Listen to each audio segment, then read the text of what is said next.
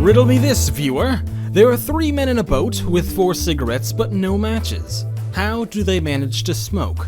Answer: they threw a cigarette overboard and made the boat a cigarette lighter. No, that's not what I was supposed to say. Here we go. Okay. How does one of the worst games of all time, Shaq Fu in this case, get a sequel? Through crowdfunding, of course, because that's where we're at now. At least, that's where Indiegogo is.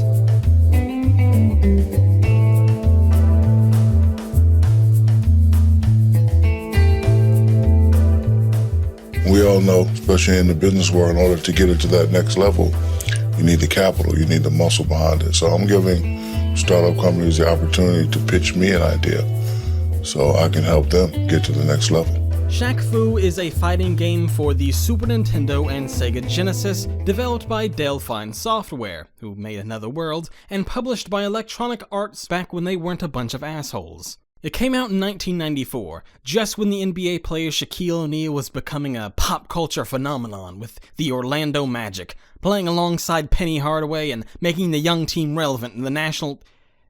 Sorry, I'm a sports fan. Point is, you could be riddling Batman the question of how a game like that could have failed. Well, very easily, because Delphine was used to making adventure games and not fighting games, and the use of Shaquille O'Neal was clearly just a money grab and was in no way a guarantee of success. But let's play along with the Riddler and see where this goes. He gets very lonely, you know. This is a time when EA was trying to branch out its sports line, releasing the Madden series as well as a bunch of other sports simulations. They were also looking to do more with sports, though, releasing Mutant League Football, Need for Speed, and Michael Jordan Chaos in the Windy City in 93 and 94. Shaq was their next target, so to speak, and he was happy to get his own game. As for why Delphine was doing it, well, that I don't know. They had some huge successes on their hands, such as Another World, also known as Out of This World, James Bond: The Stealth Affair, also known as Operation Stealth, and Flashback, also known as Flashback, all prior to Shaq Fu and weren't really desperate for cash or anything. Let's just assume they were huge fans of Shaq and demanded to make this one game. So what was Shaq Fu exactly? Well, in a word, terrible. It consistently ranks as one of the worst games of all time, and the guy in charge of EA Sports Division at the time, Sandy Sandoval, went so far as to call it the worst game EA ever published. It's buggy, broken, not fun, the moves are slow and underpowered, it's ugly, has absolutely nothing to do with basketball, and it's borderline racist, really. I know nothing about fighting games, and I've never played Shaq Fu, so I'm just going to take everyone's word for it and blindly assume it is terrible.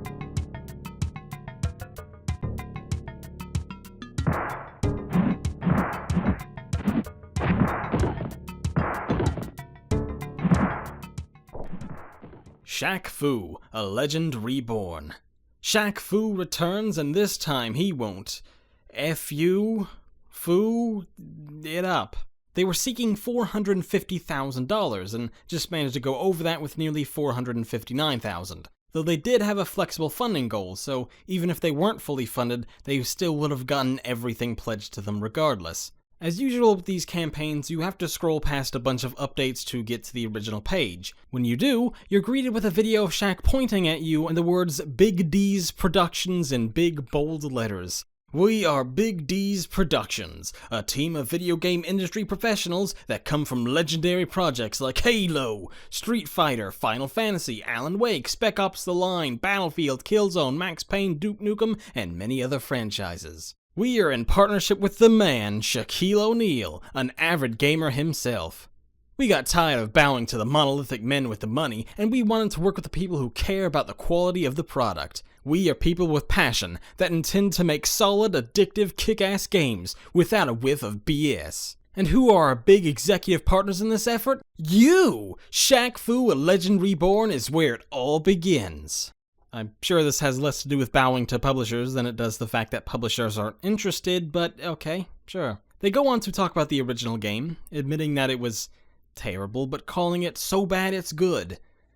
No, I'm sorry, this isn't Samurai Cop we're talking about here. Shaq Fu was so bad it's bad, at least according to popular sentiment. I'm not seeing anyone saying it's good to any degree.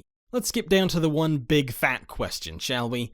Can't Shaq Fund It Himself is both the title of this section and also the big fat question hanging over the entire project.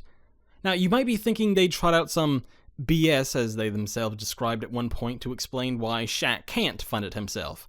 Surprisingly, that's not the case, though.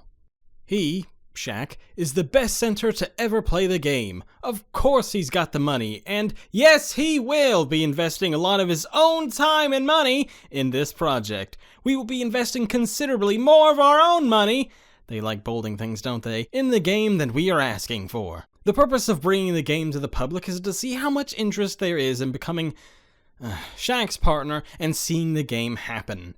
In exchange for your help, Shaq is offering unprecedented access to his life with incredible perks. Aside from that string of randomly shouty text sounding increasingly like a spam email, it gets to the heart of what this project is about, at least this crowdfunding campaign. We've talked before about companies using Kickstarter to gauge interest in the game, such as the case with Shenmue 3 and Red Ash, but this is a wholly different circumstance. Throughout his time in the NBA, Shaquille O'Neal made over $292 million through playing contracts alone, making him the third highest paid NBA player in history. That doesn't account for all the advertising deals, the merchandise, acting in god-awful movies, and now his work on TV. He made $21 million in 2013, 1 year before this Indiegogo campaign went live, alone. What the hell is $450,000 to someone like that? Why do you need that large a gauge to judge public interest, and more importantly, why are you using flex funding? Enough of the backstory, let's figure out what the game is supposed to be. I'm not going to yell anymore, I promise. Shaq Fu is what the original game should have been, an instant classic. We're talking Streets of Rage meets Street Fighter meets Devil May Cry. It's a modern take on the classic beat-em-up. In Shaq Fu, dozens of unique and varied enemies await which require careful use of tactics. The game also features destructible environments, awesome power-ups, and a series of well-designed, beautiful levels with interesting progression. This is all tied together by what very well might be the story of the century, a performance worthy of an Oscar by the Big Diesel in the battle against a villain for the ages. The mysterious Black Star Ninja. Right, a couple of things there. It sounds like they're outright admitting that the story is going to be shit, so I guess I can respect them for that? I wouldn't expect anything more from something like this, frankly. Also, I'm always a little dubious of a developer who can't think of anything to describe an aspect of the game other than to say it's interesting, beautiful, or well-designed, but we're already rolling with so much other nonsense there's no point stopping now, is there? It seems the biggest change is that Shaq Fu, a legend repatriated, isn't a fighting game, but a beat-em-up. They go into a lot of detail talking a little further down the page about destructible environments, melee weapons, co-op, boss battles, the whole kit and caboodle. There isn't much gameplay shown, however, but there are a couple of screenshots, pieces of art, and there is at least a cinematic trailer showing Shaq with Gears of War level body proportions, so we at least know there is some form of game here, not just the promise of one. Of course, this being Shaq, there's also some exorbitant marketing, such as Shaq Fu Punch by Arizona, which came out around the same time as the campaign. Apparently they didn't need a crowdfunding campaign to see how much interest there'd be in that, but okay. It's pretty surreal seeing a drink getting made for a video game seeking crowdfunding, and perhaps one more log on the why is this getting crowdfunded fire. The rest of the Indiegogo page deals with back rewards, and there's not much to see there. The final thing on the page, though, is the all-important get to know the people who are asking for money section that far too many campaigns try to hide away somewhere. Now, who exactly are Big D's Productions? A new development studio with team members that have worked on publishers ranging from Ubisoft, Namco, EA, Sega, Atari, and Microsoft, and with a select group of developers who have been involved in games such as the Madden series, Mortal Kombat, Street Fighter, Perfect Dark, the Halo franchise, Final Fantasy, and dozens of others. Okay, if you say so, but that doesn't explain who you are. For that, we'll have to go to the top of the page where it lists who's working on the campaign. There are 3 names attached besides Shaq, and they are Oliver Hollis-Leac, Matthew Karch, and Greg Ferguson. Oliver is a motion capture artist and voice actor, which is where almost every single one of those credits came from, by the way. His website doesn't make any mention of writing or design credits, though, or any writing or design experience at all. Maybe this is the game where he's branching out into those fields, I guess? Matthew Karch, the CEO and founder of, I'm getting tired of saying this name, Big D's, has a somewhat more substantial background. He was the president of Saber Interactive's Russian division for 12 years before founding, this company. Saber Interactive, if you're wondering, has worked on such classics like Will Rock, Battle Los Angeles, and R.I.P.D. the Game.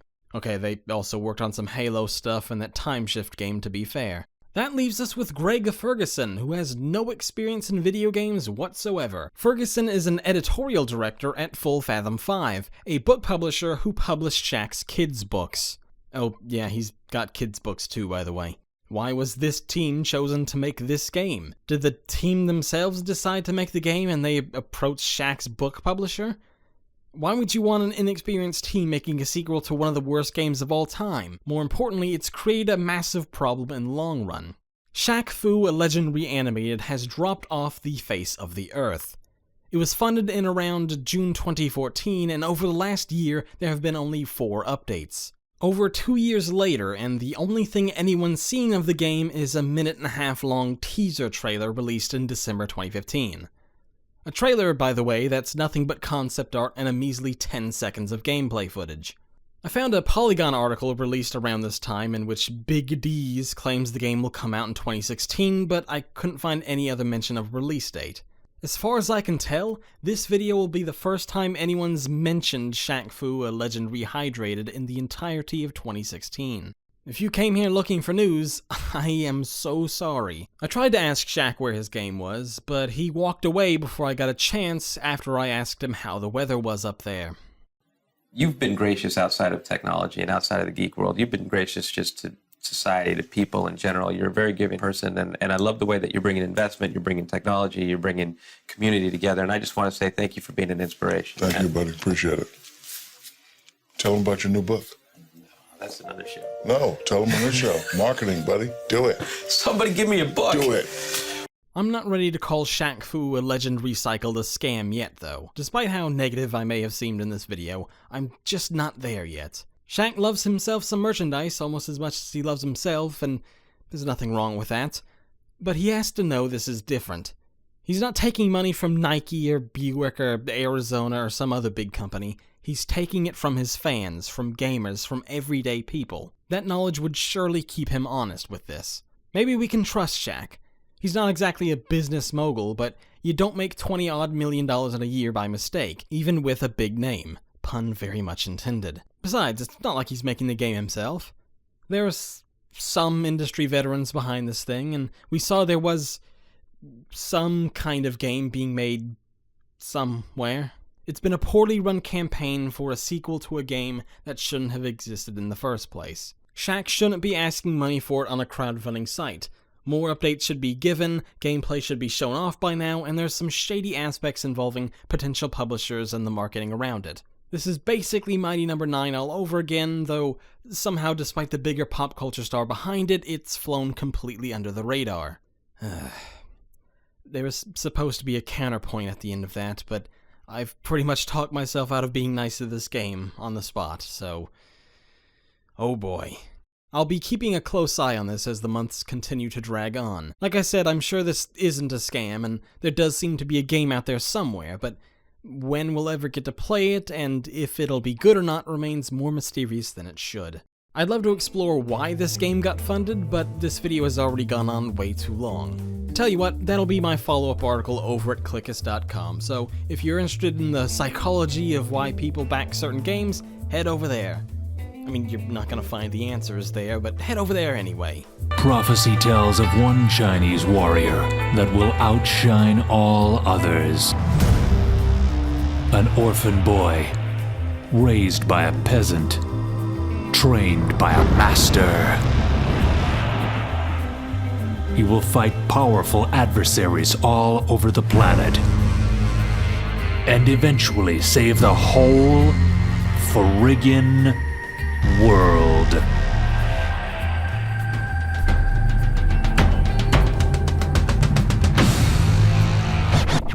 Wait a minute, he doesn't look Chinese.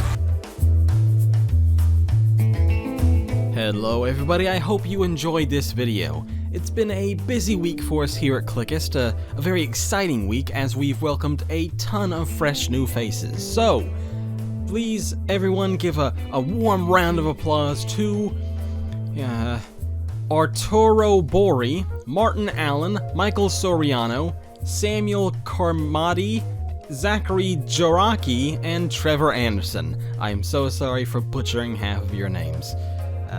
It's a bit of a sausage fest, admittedly, but I can assure you we are working on that.